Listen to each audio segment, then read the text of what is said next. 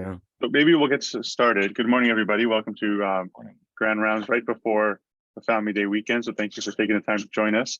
For today's presentation, we have Dr. David Chow, who is a vitreoretinal specialist based out of St. Michael's Hospital at the University of Toronto. For those who don't know Dr. Chow, and I doubt that's many of you, Dr. Chow initially did his medical school training at the University of Toronto, followed by ophthalmology residency at McGill, and his vitreoretinal training in Illinois, where he stayed on before he was recruited back to the University of Toronto. You know, he's known worldwide for his innovation in vitreoretinal surgery, and I think we're going to see some of that today. So I'm excited to hear that. But he's got interest in clinical research as well as medical devices, and he's been a past fellowship director for the VR fellowship at the university. So, David, thank you for all that you do, and I'd like to welcome you and our residents, Dr. Marco Popovich and Jovi Wong, for their presentation this morning. Thanks, Amadit. So this is a whirlwind tour of myopia and all its manifestations in the retina.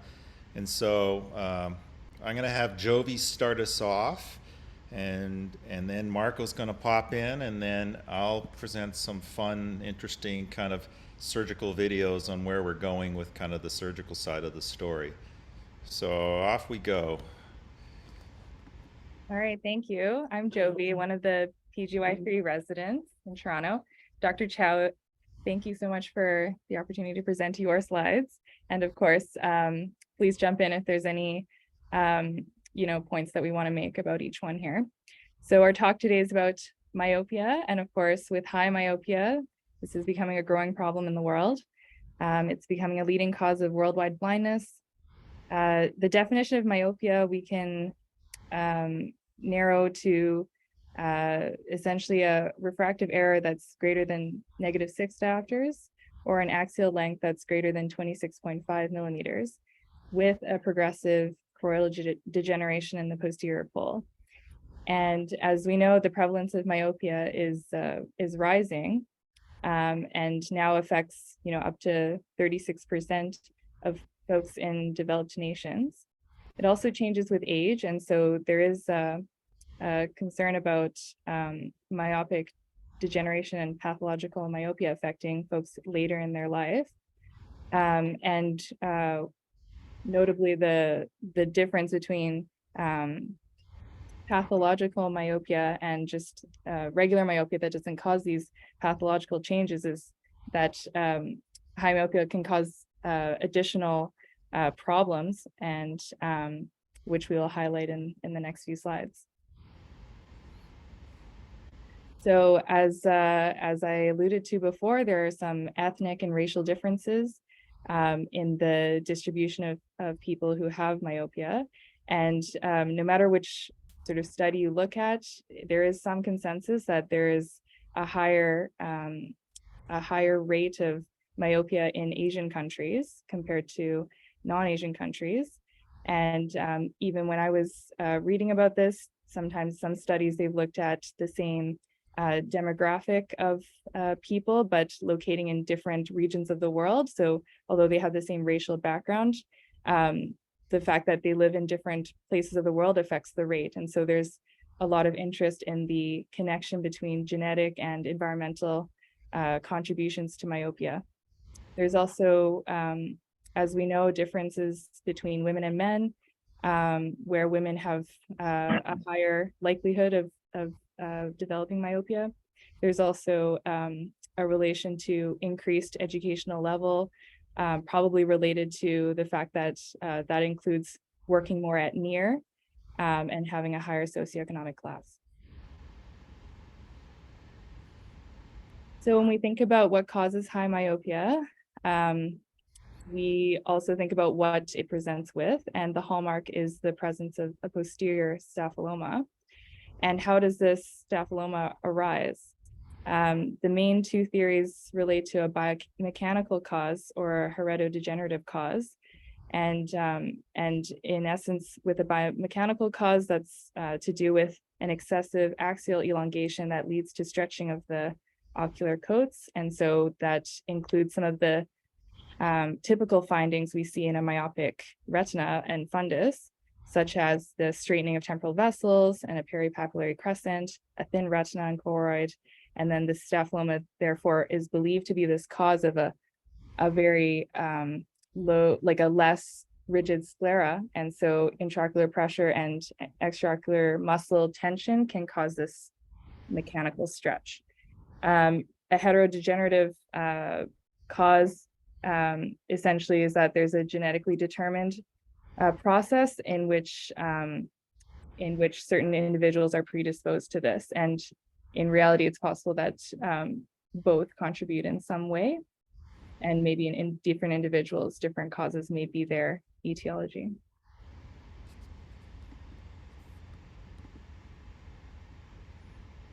And so in this slide and the next couple of slides, we wanted to just go over some of the notable clinical features that we see in folks with high myopia. So for instance, we often see a myopic disc. This includes an optic nerve, as you see in the top photo there, that's tilted and oblique. The temporal side of the nerve is often flattened, as we can see there, and the nasal side can be slightly raised. There's often this stereotypical myopic crescent as well, where we have a sharply defined concentric area of scleral show. This can be temporal, but also can be inferior or nasal. And there are some that surround the entire disc as a myopic conus. And so here we have a photograph showing both the nerve and the temporal crescent there. That's typical of myopia. So as we discussed before, the hallmark of myopia is the posterior staphyloma. And so here we show some photos of that on the right side. And the clinical presence for this is significantly underestimated. And so in clinic, we might see 10% of myopes with this staphyloma, but in pathology, at least 35% have this. Often people who present with a staphyloma come to us early in life, and this staphyloma will increase in size as they age.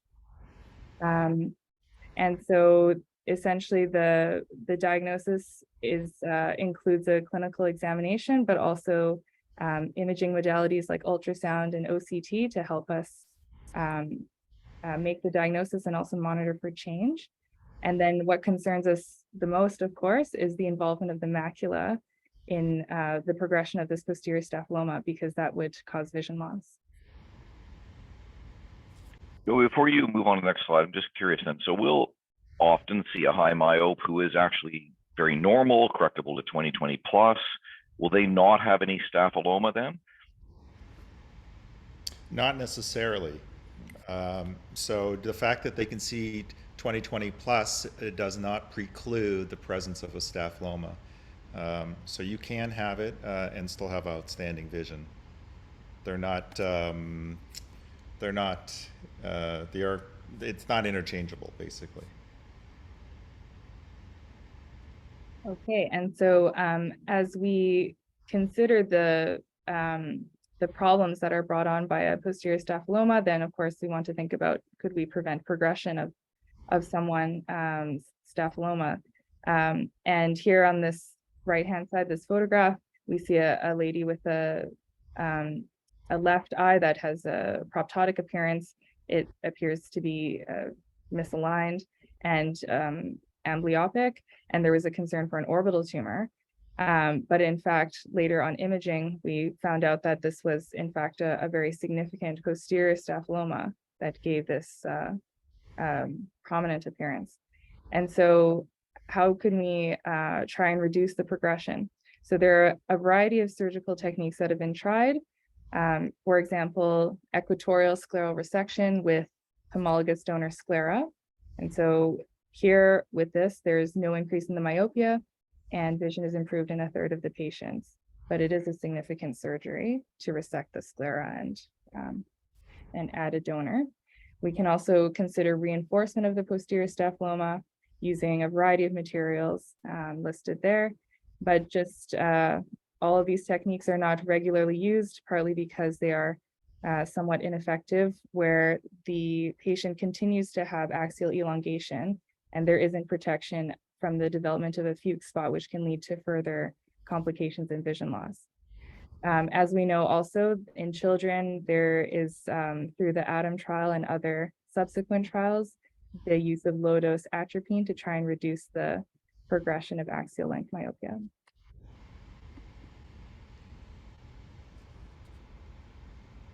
And so again, we're showing more clinical findings typical in a myopic fundus. And whenever we look into these patients, they have a remarkable fundus appearance that appears tigroid or tessellated with these classic findings on the right here. The thinning RPE and choroid lets us see easily the larger and deeper choroidal vessels. And often we see these changes inferior to the disc and localized to the lower fundus. We also often see areas of chorioretinal atrophy. These can be focal or there can be many, as we have all encountered in clinical practice. Sometimes the word choroidal sclerosis is used to describe this, but it is a bit of a misnomer as there's no sclerosis of the choroid here. And then just notably, EOG can be performed and is frequently abnormal in a high myope in children, but this doesn't help us predict who will eventually develop myopic degeneration, unfortunately. Okay, so we also wanted to discuss briefly the link between lattice degeneration and retinal detachment. And as we know, high myopia is a risk factor for retinal detachment. Here in discussing lattice degeneration, though, there's some conflict in the studies where some studies have shown that a longer axial length is associated with a higher risk of lattice degeneration and other findings like paving stone and white without pressure, but that was not correlated with tears and detachment. Yet another study showed the opposite, where essentially the axial length was proportional to the inverse of the, or lattice degeneration was proportional to the inverse of the axial length, which is the opposite finding. And so other studies have looked at the prevalence of findings in high myopes, such as posterior pole changes or peripheral retinal degeneration. And also other studies have looked previously at cataract surgery and finding a significant rate of retinal detachment after cataract extraction, the natural history being about 2%. And I know as well that another subject of concern has been retinal detachment in high myopes following refractive surgery or clear lens exchange, and that this continues to be a topic of interest as well. So it's a very common referral that most retina specialists get is from a general ophthalmologist who's got a high myope that they're planning on cataract surgery, and I get them all the time.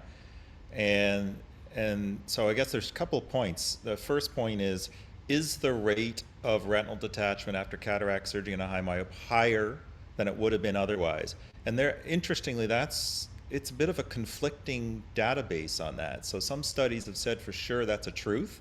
And then there's others that have said that no, not really, that the rate after cataract surgery was 2%, and that was the same as the natural history rate of retinal detachment in a high myope.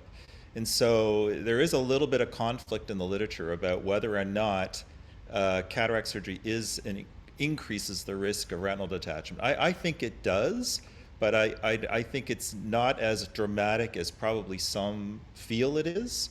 There are other studies that kind of complement the notion that there's an increased risk, such as there's an increased rate of PVD after cataract surgery in a high myope. So if you do cataract surgery in a whole bunch of high myopes versus not high myopes and look at the development of PVD after cataract surgery, it's higher in the high myopes, which I guess is certainly no surprise.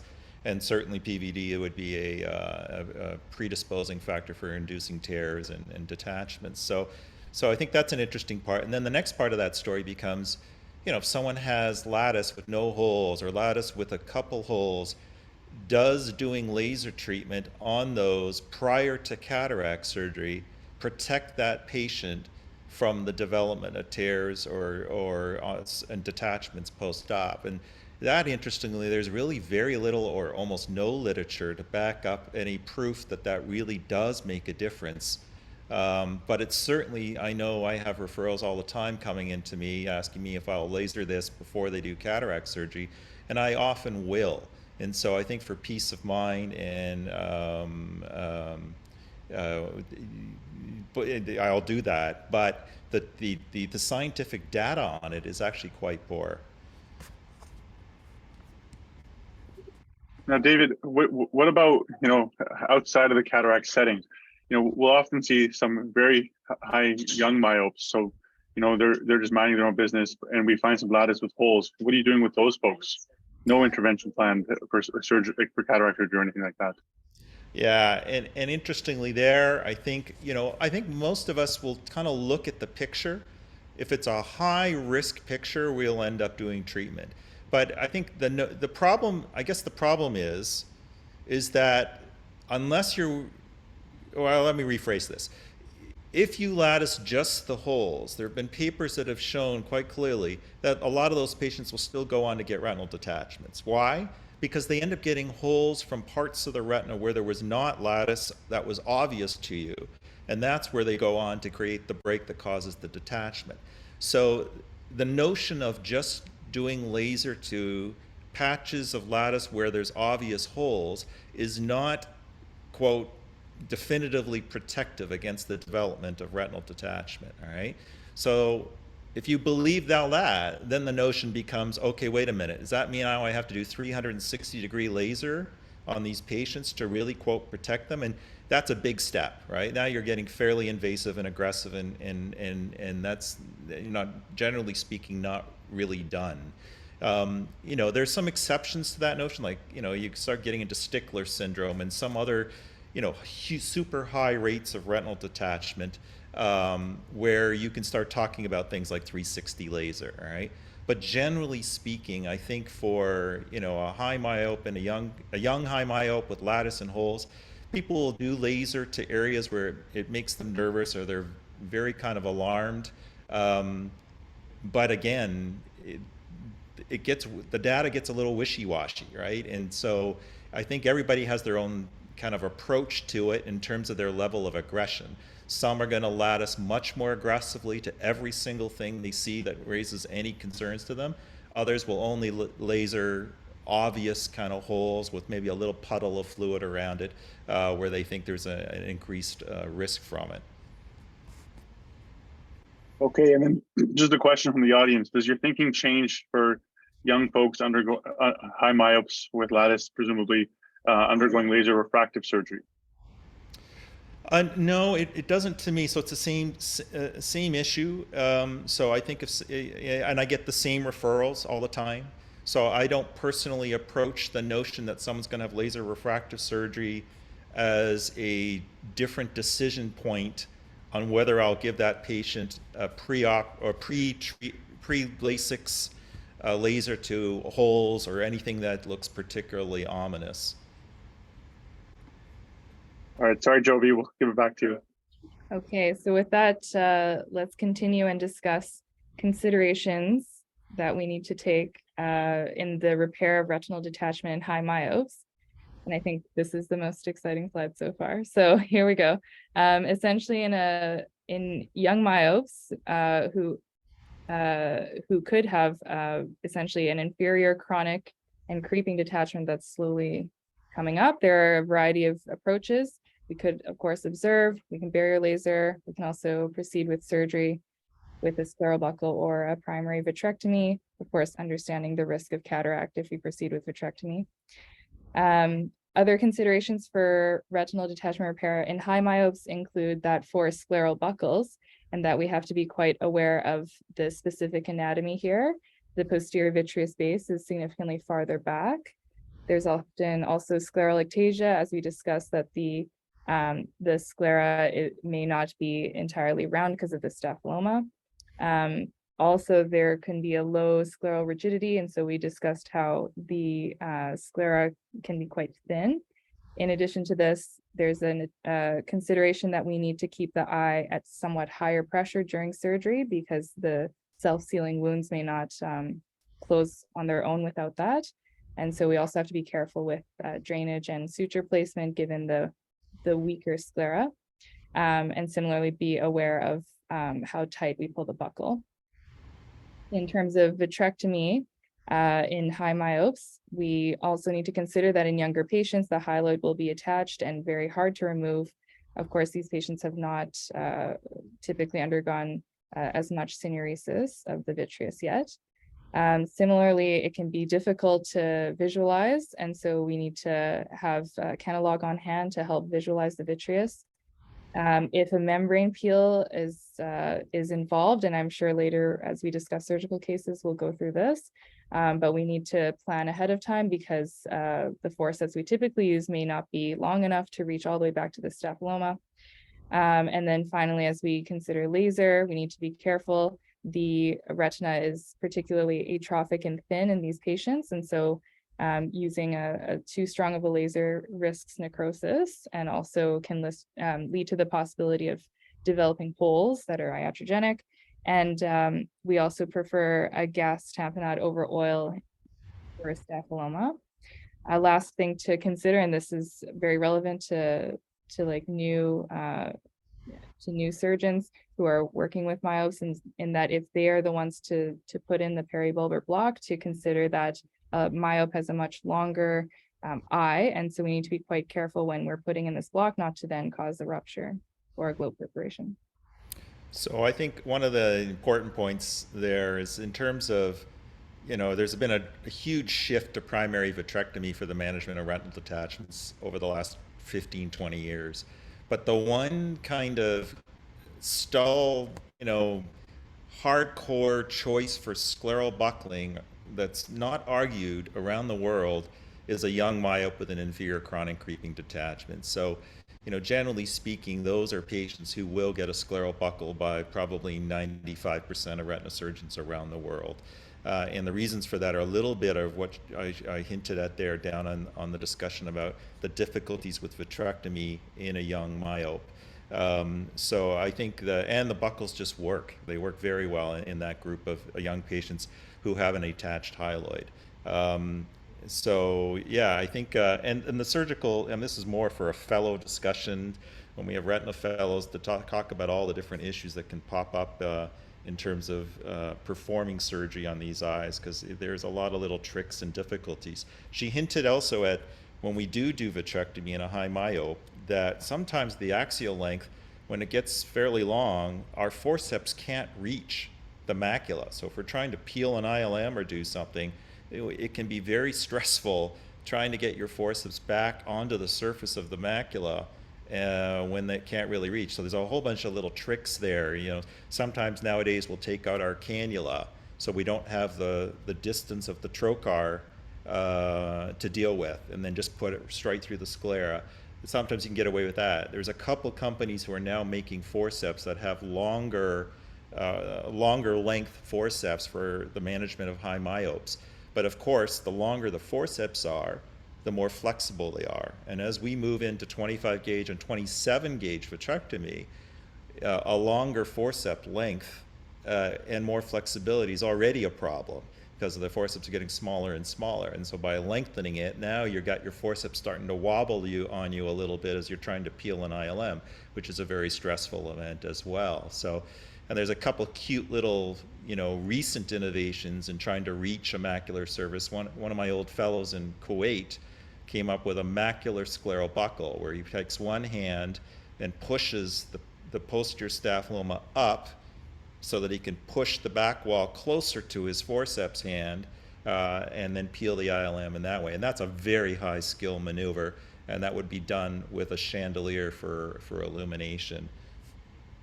All right, I think, is it Marco's turn? Yep, exactly. So thank you, Dr. Chow, for the opportunity to present today. So moving on in our discussion of different features in myopic retinal changes. So here you have classic features of a myopic fundus: a tilted nerve, significant peripapillary atrophy, straightening of the vessels, and then multiple discrete areas of what appear to be chorioretinal atrophy, which then on the OCT scan below, you see one of these areas highlighted where there's a discontinuity of the RP Brooks membrane complex, as well as loss of the ELM and ellipsoid zone. So that leads us into our next discussion of myopic lacquer cracks.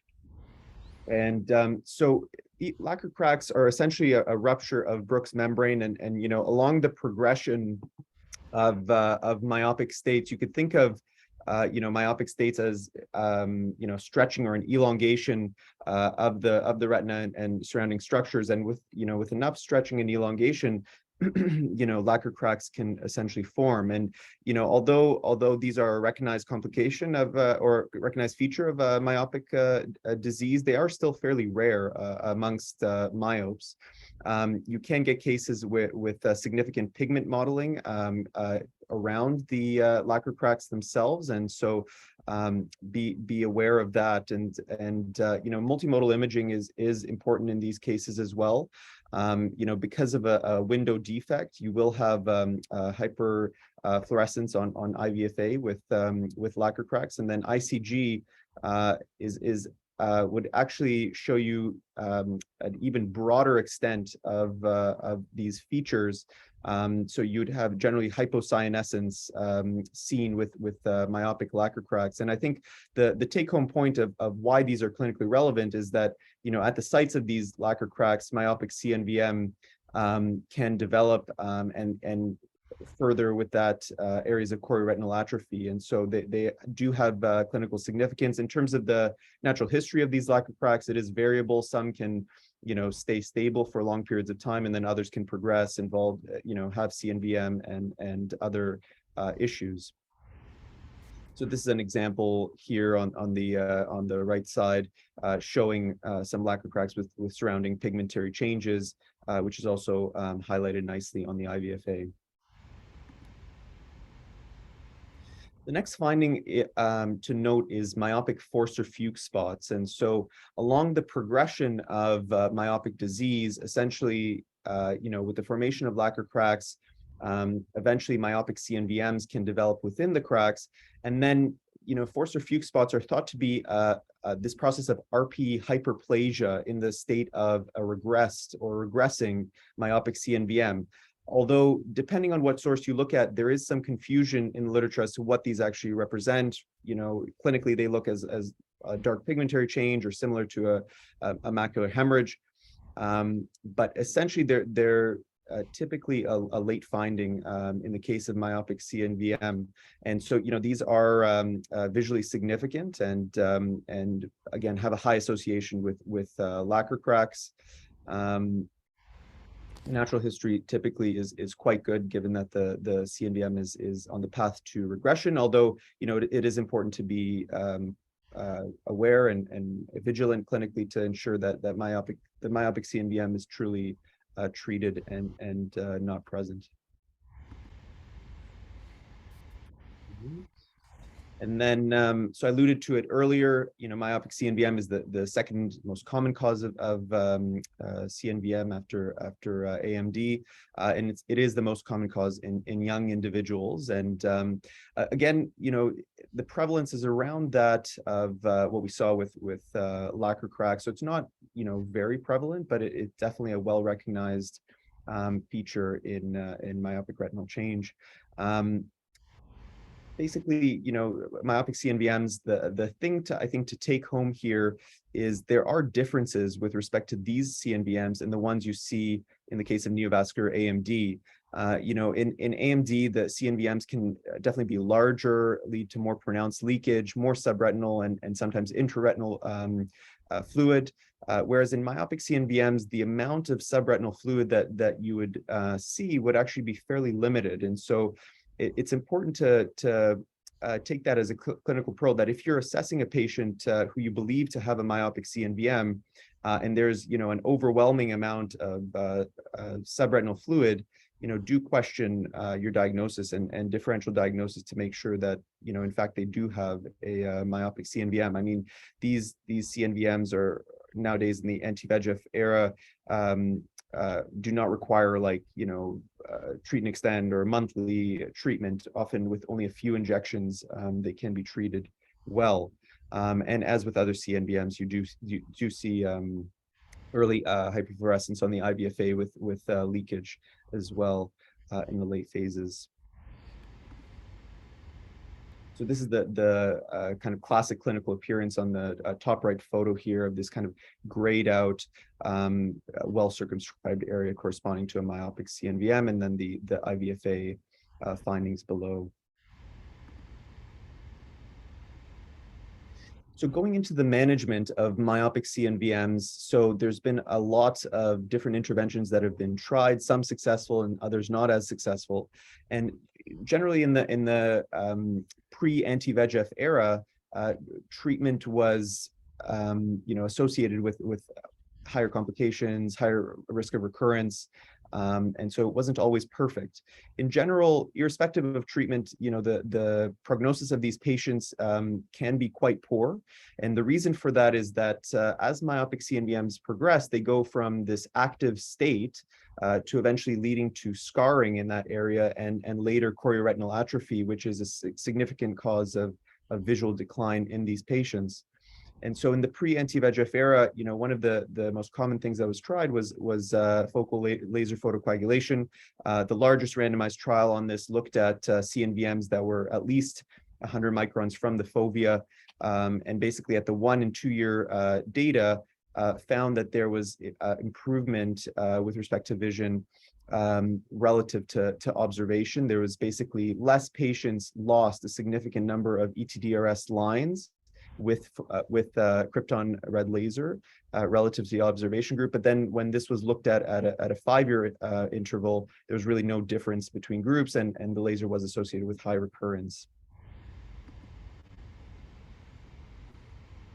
In terms of other treatment modalities, so PDT has been tried in myopic CNVM and has been used.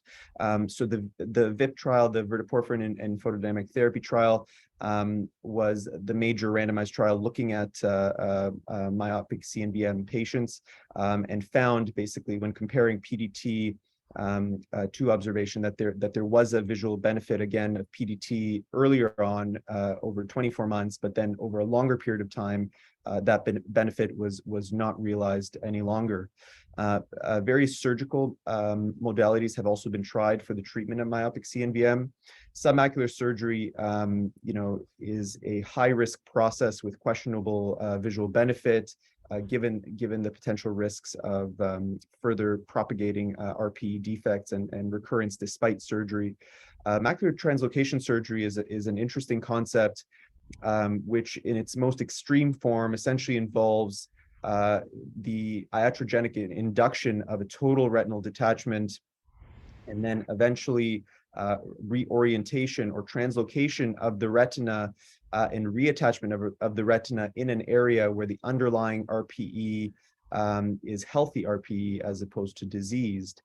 And so the reattachment is typically done with perfluorocarbon liquid. And, there are case series looking at macular translocation surgery and its benefit in myopic CNVM. The data are mixed, and the sample sizes of these studies are typically quite small.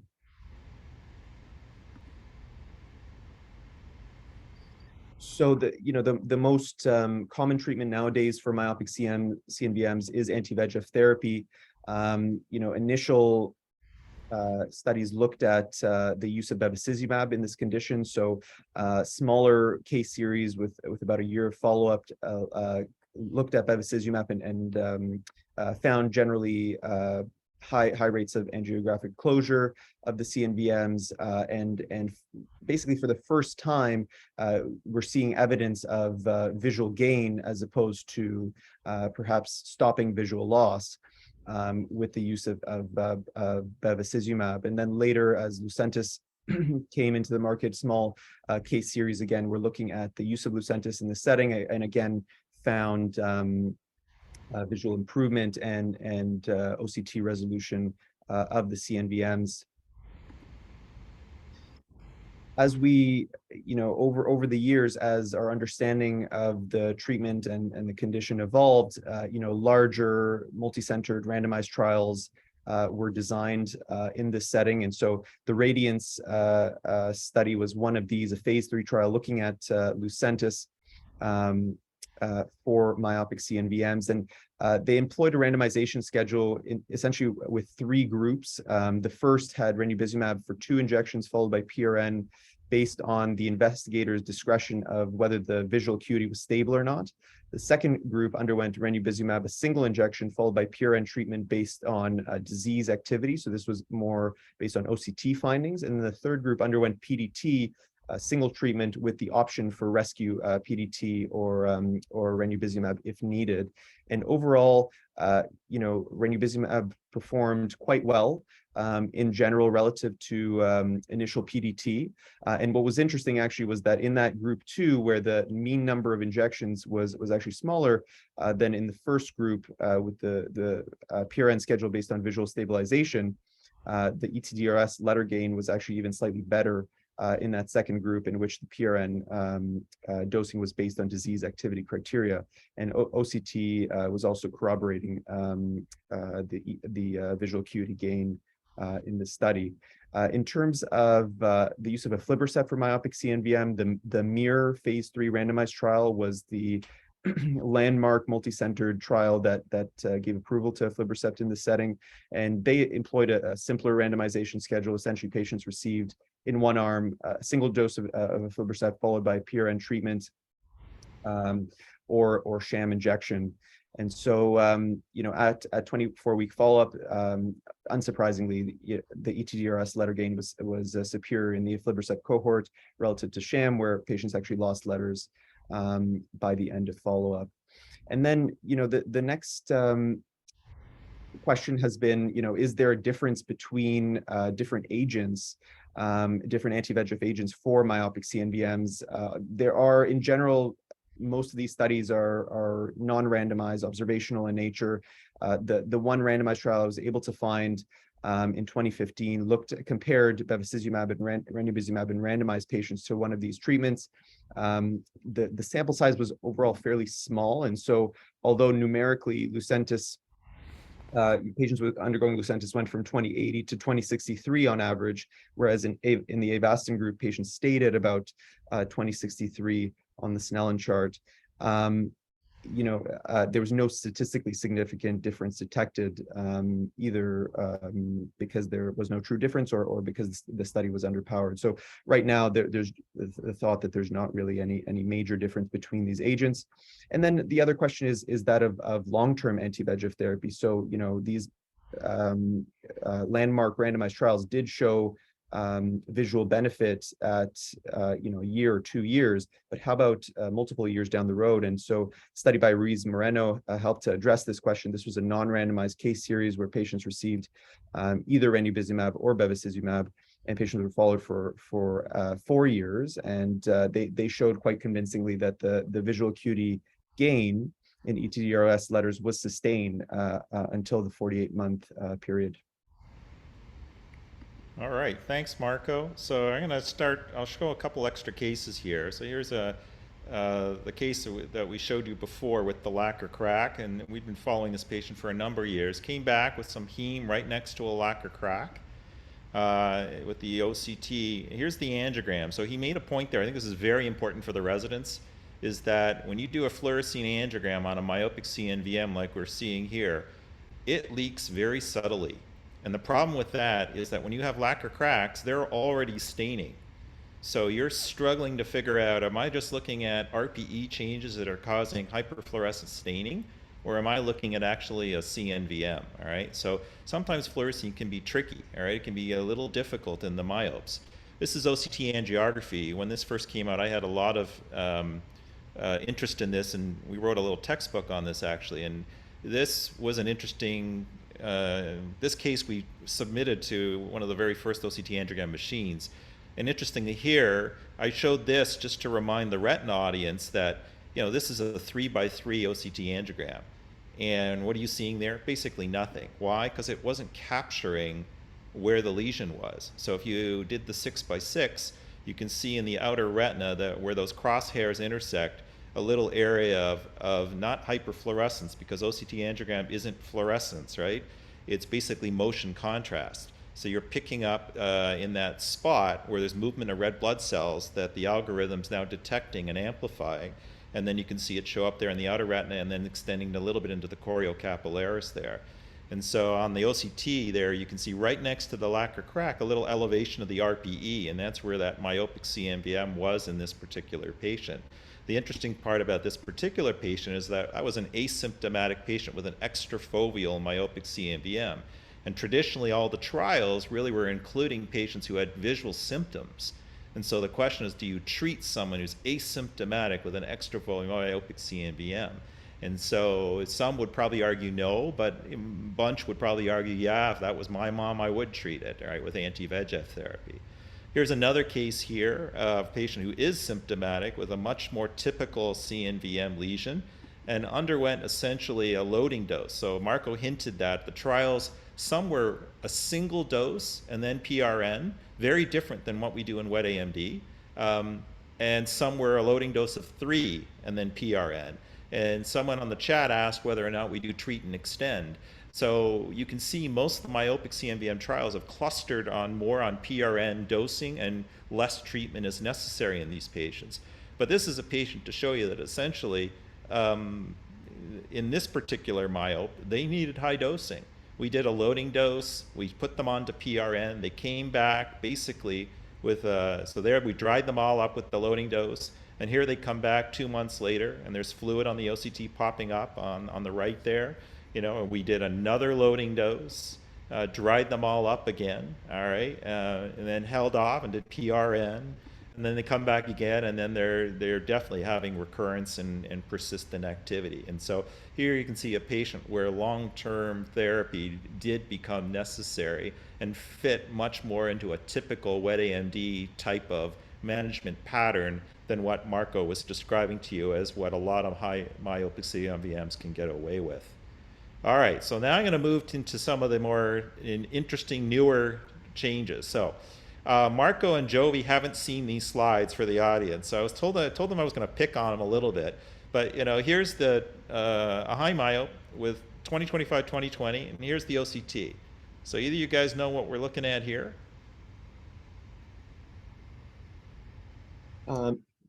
Yes. So so OCT here basically shows significant areas of outer retinal and like RPE, Brooks membrane kind of atrophy with a significant, with a little bit of subretinal fluid there demonstrated. There's a general convexity to the overall. What's that convexity? So one of our retina colleagues has just answered it in the chat group. So this is dome-shaped maculopathy. All right, so this is something we never knew about in the pre-OCT era, never talked about it, and it wasn't a diagnostic finding. So obviously when you do an OCT, you don't usually see a convexity of the sclera, choroid, everything pushing up there, right? And so it turns out this is in about 10% of high myopes. It's usually at the edge or within the posterior staphyloma. What's important to note is that the orientation of the dome can be horizontal or vertical. So you may not capture it in one of the scans.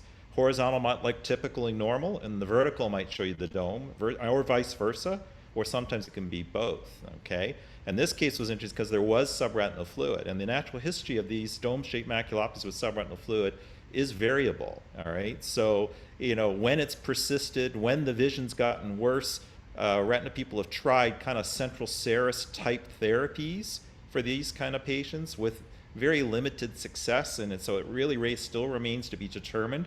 What do we do with these patients with dome-shaped maculopathy that have some chronic subretinal fluid? But also an interesting little finding here is that because the dome is pushing up, it's almost like a macular buckle. So these patients have a reduced risk of developing myopic foveoschisis, which is typically a tractional related event. Here's another patient coming in, reduced vision in the left eye down to 20/60. What's the diagnosis?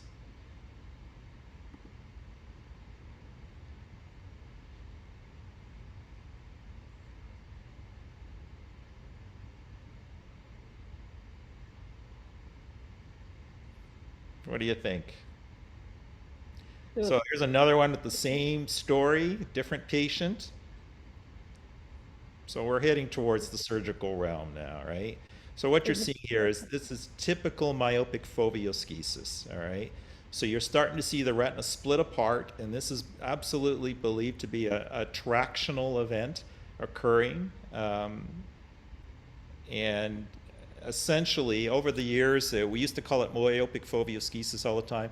The term is now being more commonly, we're talking about this as myopic traction maculopathy, typically in patients with the posterior staphylomas. where the traction's coming from. Some feel it's the contraction of the posterior vitreous cortex. Some think it's the ILM that's contributing. Retinal vascular rigidity with microfolds and tenting over the staphyloma. And that picture I showed you is the beginning stages, where you start with just the foveoschisis, which then can progress to cause an outer retinal detachment, or with a lamellar hole, or a full thickness macular hole, and then can even progress on to cause a retinal detachment with a macular hole. And the natural history of foveoschisis is variable. Some can do very well and maintain excellent vision, even though the OCT looks terrible. All right. And then there are others that can progress on to get into big trouble. And so this is where I was telling you earlier that the surgical discussion of these patients is getting interesting. What's interesting in the imaging diagnostic side is that we now know that from ultra wide field OCTs that one of the main risk factors for developing central macular foveoschisis is the development of peravascular cysts or schisis along the arcades. And that is an interesting finding, which I don't think many of you have probably ever seen. I'm going to show you a surgical video of us doing a surgery on a patient with myopic foveoschisis, where there, if you look at what I'm showing you along the vascular arcades, you can see the schisis very dramatically and quite beautifully. All right, this was a case we did with a 3D surgery system, the Zeiss Artivo, and you can see me shifting the OCT up to the vascular arcade, and then you can see me showing you the fairly dramatic schisis and cysts along that vascular arcade. So if you see that in the clinic, that's a very high predictive factor for the development of myopic foveoschisis. And in this particular case, we just peeled the ILM in a standard manner. Here's another case here of a patient who developed progressive visual loss with a schisis developing. And the original plan on this patient was we were going to go in the OR and do ILM peeling, but try and leave the ILM intact over the fovea. And one of our talented fellows tried to do it and was unable to do it. And basically, we just ended up pulling the ILM off in a standard manner like we've done for a decade or so. And unfortunately, post-op, that patient developed a macular hole. And so ended up having surgery again to close the macular hole. And as you can see, the surgery went well and we were able to close the macular hole. But what that particular case highlighted is the notion of, should you be peeling the ILM en bloc, or should we be peeling the ILM and leaving the fovea alone, foveal sparing? And you can see here that the risk of inducing a macular hole in these cases is about 10% if you do a total ILM peeling versus 0 if you do foveal sparing. And this is backed up in a number of papers here now. So these are cases now where most of us are trying to not peel the ILM off the fovea to protect the patient from going on to get an iatrogenic induced macular hole. This was a patient who was sent in to see me with a diagnosis of a history of a myopic cnvm treated with PDT many years ago, and came back to us with a drop in vision to 20/50, and then that was the OCT. And they were thinking it was a recurrence of myopic CMM, which this, of course, is not. So this is myopic foveoschisis now with an outer retinal detachment. And so in this video here, basically what you're going to see is us doing foveal sparing ILM peel. And so again, this is a 3D surgical system. This is Kenalog we've put in. I think Kenalog is very useful in high myopes to help in removal of the posterior hyaloid, and also to identify residual cortical vitreous, which often sits on the retina even when you remove the hyaloid. And the value of removing that residual cortical vitreous appears to be probably more important than we've previously discussed in terms of reducing the risks of kind of post-op ERM formation, et cetera. And here you can see us using the intraoperative OCT as we're peeling the ILM here. And so this is a wonderful usage of intraoperative OCT to prove to ourselves that as we were doing this ILM peel, we didn't induce or create any macular hole. And so you can see we've left a little island of ILM behind with foveal sparing and proved to ourselves on the OCT that we didn't create a macular hole. And there's an example of foveal sparing ILM. This is another case here of basically myopic foveoschisis leading to a retinal detachment on the top and a macular hole on the bottom. And I think macular hole formation in myopes, high myopia is a clear risk factor for failure in macular hole surgery. And so here again, you can start to see we're starting to play around with what do we do with the ILM to enhance closure rates. So for a decade or so, all we did was just peel the ILM off and en bloc. And here you can see we've moved into this ILM flap era, where the definition of flap is very different from surgeon to surgeon. And so you can see here for high myopes that the flap data appears to be superior to just doing on block ILM removal. And one of the notions that some surgeons do is they take that ILM, they peel it off, and then they stuff it into the hole. And here you can see an example here of kind of this ILM that's been stuffed into this macular hole. And sure, we close the hole, but I hate this. This personally, I think, is a bad idea because you're putting all that ILM into the hole. You may get closure, but the photoreceptors don't realign, they don't reattach, and the visual outcomes are bearing out to be not good. And so I think we're going to be moving away from this, but this was one of the early options that surgeons were integrating as an ILM flap. So I don't like this, but there's still surgeons who do this. This is more a version of what I kind of like to do, which if I'm going to do a flap, which I think is useful in high-risk failure cases, here you can see essentially I'm peeling the ILM that's stained with ICG across the hole. And then once I've kind of released the traction across the hole with that flap, I go to air, and then I reposition the flap back across the hole. And you can see that the release of the ILM, there's a significant release of traction, so that when I kind of finish my air fluid exchange there, you can see the gap between where the ILM was and where that ILM flap's sitting, and then that just bridges the hole there to aid in closure. Macular hole retinal detachment. So macular holes don't tend to cause retinal detachments except in two groups of patients. One is high myopes and the other is trauma. And here you can see again that for macular hole retinal detachments, there's an evolving set of literature on using ILM flaps versus kind of on block ILM removal. And again, an evolving set of literature saying that stuffing ILM into a hole results in visual outcomes that aren't quite as good. This was another case here of an outer retinal detachment with schisis, where we did surgery, and then post-operatively, we couldn't get the outer retina to reattach to the RP and choroid in this staphyloma. And so you can see with these cases where the retina's kind of, the staphyloma is pouched out, the outer retina really struggles to reattach to that surface. And so this is where historically we talked about doing something called a macular buckle.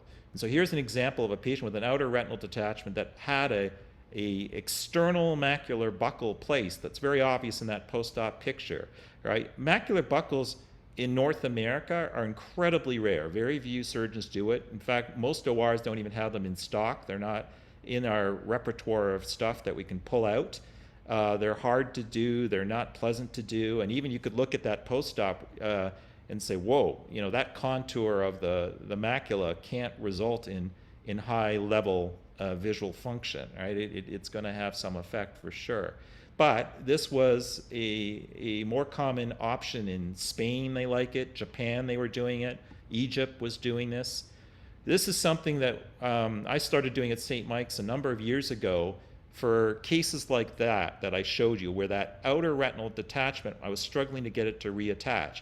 And this is called scleral imbrication, where essentially we're putting in sutures in the temporal sclera between 4 to 6, and then pulling them up and really pulling the sclera down temporally.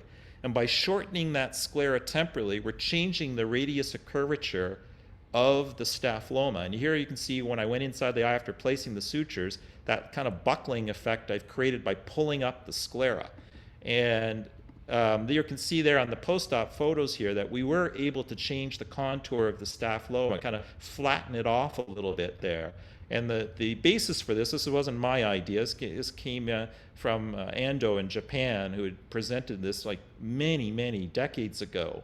the concept of just kind of doing this scleral imbrication and the effect it can have in terms of reducing axial length, causing a hyperopic shift, and flattening off the curvature of the staphyloma.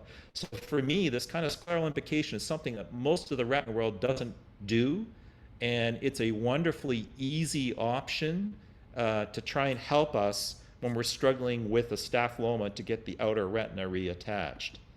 That procedure you just saw me present, David Wong's been doing that with me at St. Mike's, and Fong Mei Chu presented this for us in New York City this summer with our data, and I think she's going to be publishing that soon. And this is my final case, which is perfect because we got 3 minutes left here. This is interesting. So I had hinted that I had something really neat to show you guys at the end, and this is the case. So either of you, Marco or Jovi, know what we're looking at on this slide on the bottom of the disc and then on the OCT?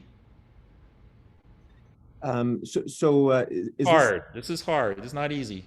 Is this like a peripapillary choroidal excavation? Very close. So you got it, but you didn't word it right. But here's another case, the same thing. This is peripapillary intrachoroidal cavitation. So that's the problem. You knew what it was, you just didn't have the exact, and you can see where it typically tends to be on the bottom part of the disc, outside of that kind of scleral crescent, but right below it there, you can see that kind of grayish, yellowish lesion that people sometimes, one got sent to me as quote, is this a mass lesion or a tumor or whatever? And when you do the OCT there, you can see the cavitation in the choroid, all right? Here's another example where you can see the different slices being taken through that lesion off of the disc, and how you can see that choroidal cavitation. And the incidence is about 5% of high myopes, and it can be associated with some visual field defects. But I'm going to show you a patient of mine who, a high myope I've been following for many years, who had lost their vision in one eye from myopic maculopathy with macular degeneration, also had some attractional changes, ERM with lamellar macular hole. But her good eye, the 20/40 eye, you can see that OCT looked great. And she came back to see me in year 7 of follow-up. And when I did the OCT, that's what I saw. And she's asymptomatic. So she's 20/40, but asymptomatic. And then I said, are you noticing anything? No. And like big serous retinal detachment, right? So you'd see a serous retinal detachment right next to the disc, localized in a little circle. If this is a young patient, you'd start thinking about central serous retinopathy, right? But the choroid's thin. Typically, CSR, you have a pachychoroid, a thickened choroid. And here you can see thin choroid. And it extends right up to the disc. So if you see a serous retinal detachment going right up to this, then you start thinking, wait a minute, is there an optic pit? Mm-hmm. So you go looking for optic pits. And so, here you can see, I brought her back a month later. She's still not complaining, all right? And you can see this serous retinal detachment, okay? And then we bring her back, we do a scan across the choroidal cavitation and the optic nerve looking for a pit. And right there, you can see on the OCT that where the choroidal cavitation is, it bridges and connects to the subretinal space. So then I looked at that and I went, whoa, wait a minute. Can intrachoroidal cavitation cause a serous retinal detachment? Which is something that I don't think many retina people are even aware of. And so anyway, we were following this patient over time. And as you can see here, as time goes on, she's not complaining and happy, and it's her only eye. So I'm in no hurry to do anything here. All right, so we keep watching, and as time goes by, months go by, you can see the detachment's getting worse. It's getting bigger and bigger and bigger, and she's still pretty happy. We get into September, right? Bigger and bigger and bigger. And then finally, we bring her back January. You're getting this huge detachment now. She's still pretty happy camper, but now she's starting to get some symptoms. And so it's like, okay, we were talking about it. So eventually here we ended up doing surgery. This was the disc, again, showing as you go down this disc. If you pay attention to right there, you can start to see the choroidal cavitation. Right in there, you see a little connection between the choroidal cavitation and the serous retinal detachment. So in the OR, basically what we ended up doing here, and this I'll just finish with this video, Kenalog, get the hyaloid off. I had talked about the importance of Kenalog aiding in kind of removal of this residual cortical vitreous. So here you can see very nicely, this kind of residual cortical vitreous sitting on the surface of the retina that's getting removed with the Kenalog crystals aiding us in kind of visualizing kind of this little bit of residual cortical vitreous. And then we put in some dye. This is brilliant blue dye. And then we peeled the ILM around the area of trouble, where the choroidal cavitation was, and where we felt the connection was between the choroidal cavitation to the serous retinal detachment. And used the OCT to watch. Then we did diathermy, and then we used the forceps, intraocular ILM forceps, to create a retinotomy. So now we make a little hole in the retina. And essentially from there, once we've made that little hole, we took some amniotic membrane. So now we take amniotic membrane, and this I was hinting at before the talk started, that I think this is the first time this has ever been done in this indication for sure. And we ended up kind of cutting down the amniotic membrane, and then it ended up making a smaller piece, and I think that was probably still pretty big, to be honest. Put it in, and then with great care, bimanually, using a chandelier for illumination, tried to kind of unfold that amniotic membrane in the subretinal space, and we're trying to get that amniotic membrane to cover the connection between the subretinal space and the choroidal cavitation. All right, went to air, did some laser, and then you could argue now in retrospect, was it the amniotic membrane that closed the connection, or could I have just done laser and gotten the same result? Could the laser have created an adhesion to seal that down? Anyway, bottom line is we run out of time, so I'll show you the post-op here's the 6-month post-op, where you can see the fovea and the macula is totally reattached, and there's just a teeny little bit of fluid down in the inferior macula there. And then when we do the OCT through the area of the cavitation, you can see that connection's kind of closed off. And again, whether it's the amniotic membrane or the laser or both that allowed us to kind of break that connection, something worked to kind of get that connection between the ICC and the subretinal space. And is this the first case this has ever been reported? No, but there aren't many. So there's really a handful of publications here with a total of, a handful of patients worldwide where they've had this and demonstrated this and documented this, but no one has ever surgically done what we did in that particular case. So with that, I'll wrap up the rounds for the morning. I hope that was interesting and useful to all of you. Any questions to end or any comments to end? Actually, I was wondering if I could ask a couple of questions, Dr. Yeah. Chow. First, thank you so much for the presentation. I was wondering about scleral imbrication.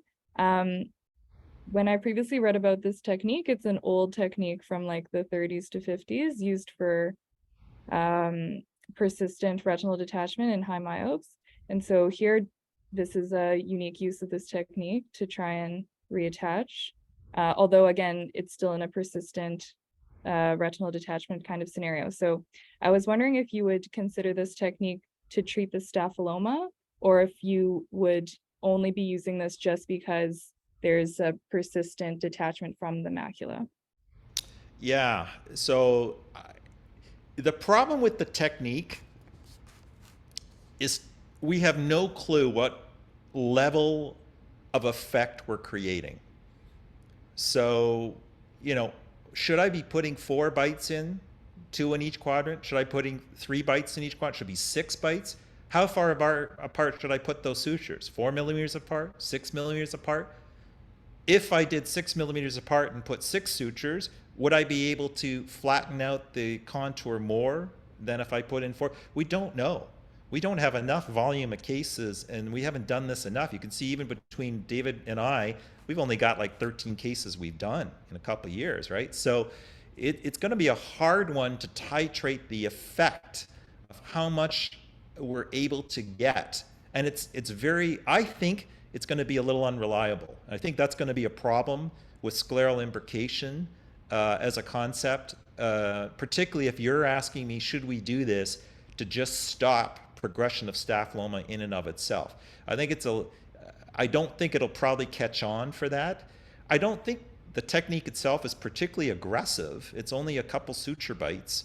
So I don't think it's a high surgical risk scenario, but I think that the titratability and the predictability of effect, from my experience, isn't good enough for what you're hinting at. The case I presented is different, as you said. It's a persistent outer retinal detachment that we tried traditional surgery on, that it wasn't working, all right, and we couldn't get the outer retina to reattach. So we're going, we don't have a macular buckle in Toronto, so let's try this scleral imbrication, which is an easy way to surgically try and induce a little bit of a macular buckling effect. All right, so to me, I think it's a wonderful kind of adjuvant. It's a surgical addition piece in those settings that may be useful to kind of help push the sclera up when you're struggling to get the photoreceptors to reattach to the RPE. Thank you very much. I just wanted to ask one more quick question. Sure. In the natural history of myopic traction maculopathy, as you showed, so for us who are like new to this topic, part of it includes the development of the fovea schisis that may or may not progress to macular hole, and then may or may not progress to retinal detachment. But there's a significant consequence where if there's a macular hole that develops, the vision is not as likely to improve as much as if the macular hole had never developed. And so in your technique of using fovea sparing ILM peel, when would you consider, I guess, doing it almost, because you want to do it before the macular hole may occur, but it may never occur. So how do you decide whether to proceed with essentially a significant surgery, fovea sparing ILM peel, when you don't have evidence? I mean, you're trying not to cause a macular hole and it hasn't happened yet, and you're trying to avoid it. So are you sort of advocating for fovea sparing ILM peel? Yes. At early stages of fovea schisis? Yes. So I think that the answer to that is all yes. However, it's harder to do than you would think. And so, when we're training fellows, peeling the ILM on block is tricky enough to learn as a fellow, right? It is a high precision task, and that takes time, right, to get the confidence to peel that ILM on block. Now we're asking to try and peel and direct the ILM removal so that you're guiding the edge, a little like instead of your capsulorhexis you guys are doing cataract surgery, we're asking you now to turn the capsulorhexis the opposite way and leave the central capsule in place. And it gets tricky trying to orient and peel the ILM so that you're protecting the fovea and not peeling it off the foveal region. So it's easier said than done, this foveal sparing ILM, and particularly in the context of a macular hole retinal detachment.